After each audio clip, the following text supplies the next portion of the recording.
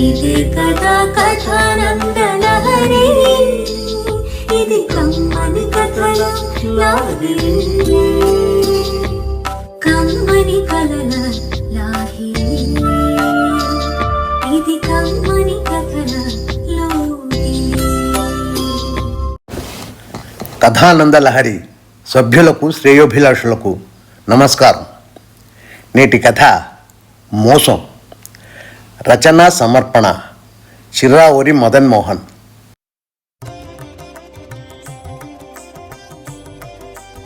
అది గురుస్వామి గురునాథంకు 30వ శబరిమల యాత్ర. గురుస్వామి గురునాథం గారి ముఖ్య శిష్యుడు రవీందర్. అయ్యప్ప సీజన్ వస్తే గురుస్వామి గురునాథం శబరిమల యాత్రకు, పూజలకు ఎన్నో విధాల తన సహకారాలు, స్పాన్సర్షిప్లు అందిస్తుంటాడు. పొగాకు వ్యాపారంలో కాస్త డబ్బు గడించాడు. ఈ సంవత్సరం రవిస్వామికి 18వ మల. కార్తీక మాసంలో భక్తిగా మాల వేసుకుని నిష్టగా శబరిమలకు అయ్యప్ప దీక్షను సాగిస్తున్నాడు. రవిస్వామికి తన ఈ 18వ యాత్ర అతనిలో కాస్త అహం తొంగి చూస్తున్నది.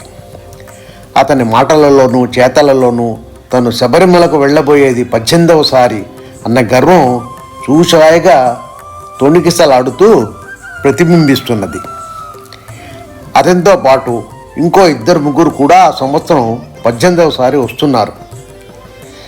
గెలుపైనా మరణమైనా ఒంటరిగా వస్తేనే గొప్ప.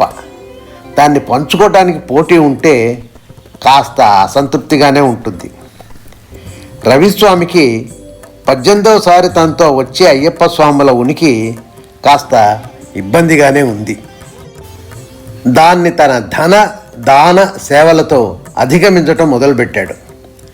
ప్రతి ఏడు కన్నా ఈ ఏడు అతని ఆర్థిక సహాయాలు ఎక్కువగా కొట్టొచ్చినట్టు కనబడుతున్నాయి గురుస్వామి గురునాథానికి.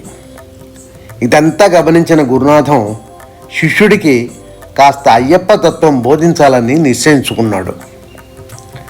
నలుగురి కోసం మంచి పనులు చేసేవారిలోనూ, దాన ధర్మాలు చేసేవారిలోనూ కాస్త కోపం తొణికిసలాడటం సహజం. రవిలో ఆ తరుణం కోసం ఎదురు చూస్తున్నాడు గురుస్వామి. శబరిమల యాత్రకు ముందు బ్రహ్మాండమైన అయ్యప్ప పూజ, అన్నదానం, భిక్షలు గావించాడు రవి. తన 18వ ఏట యాత్రకు నిదర్శనంగా ఓ కొబ్బరి మొక్కని కొని దానికి ఒక సంచి తయారు చేయించుకున్నాడు. దారంతా దాన్ని ఓ పసిబిడ్డను చూసుకున్నాడు.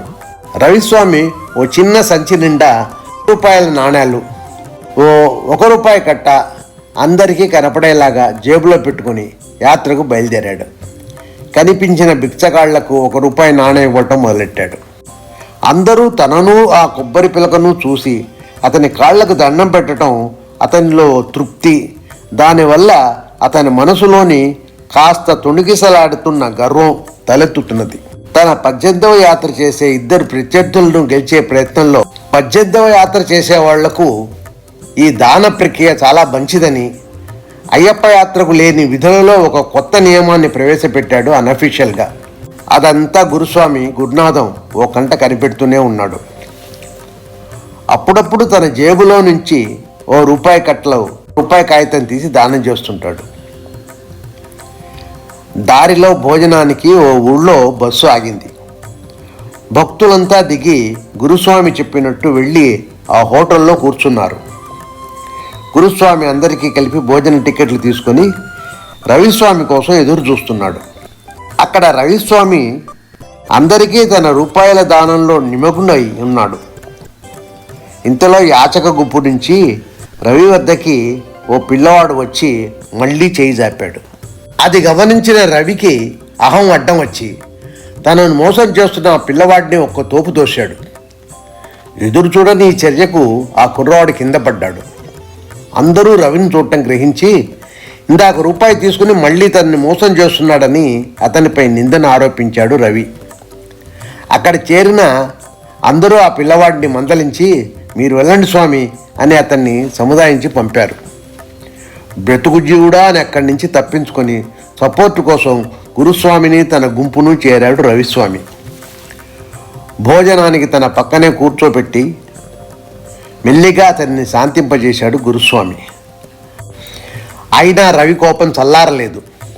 అది కాదు గురుస్వామి గారు, ఈ ముష్టి వాళ్లకు ఎంత చేసినా ఇంతే, కక్కుర్తి జన్మలు, తృప్తి ఉండదు. ఎంత ధైర్యం ఉంటే నా కళ్ళెదురుగా రూపాయి తీసుకుని మళ్ళీ తిరిగి వచ్చి చేయి చాపుతాడు. వీళ్లకు మనస్సాక్షే ఉండదా? అందుకే జీవితంలో పైకి రాలేకపోతున్నారు, ఇలాగే ఉండిపోతారు వీళ్ళంతా అని ఆక్రోశంగా అన్నాడు. గురుస్వామి అతన్ని శాంతింపజేసి భోజనానంతరం ఎవరూ చూడకుండా విడిగా తీసుకెళ్ళి అయ్యప్ప తత్వం బోధించడం మొదలుపెట్టాడు. రవిస్వామి, మనం జీవితంలో మంచి పనులు, దానాలు, సేవలు చేస్తున్నప్పుడు మనలోని అహం కాస్త తలెత్తుతుంది. దాన్ని అధిగమించాలంటే ఎంతో ఓర్పు అవసరం. అదే మానవుడికి దైవానికి ఉన్న భేదం.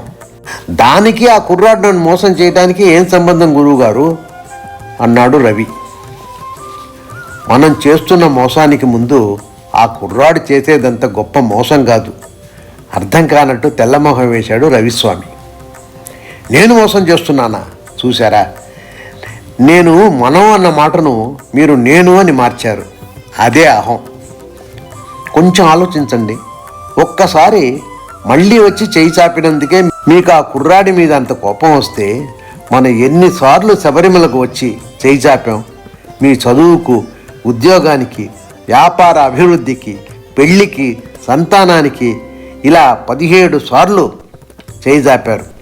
ఇప్పుడు 18వసారి వచ్చారు. దానికి మీ ఆ కొబ్బరి పిల్లకే సాక్ష్యం. కానీ ఆ అయ్యప్పకు మన మీద ఏ కోపమూ రాదు అంటున్న గురుస్వామి మాటలతో సిగ్గు తెచ్చుకొని తలదించుకున్నాడు రవిస్వామి. స్వామియే శరణమయ్యప్ప. నేటి కథ మోసం. రచన సమర్పణ చిర్రావూరి మదన్ మోహన్.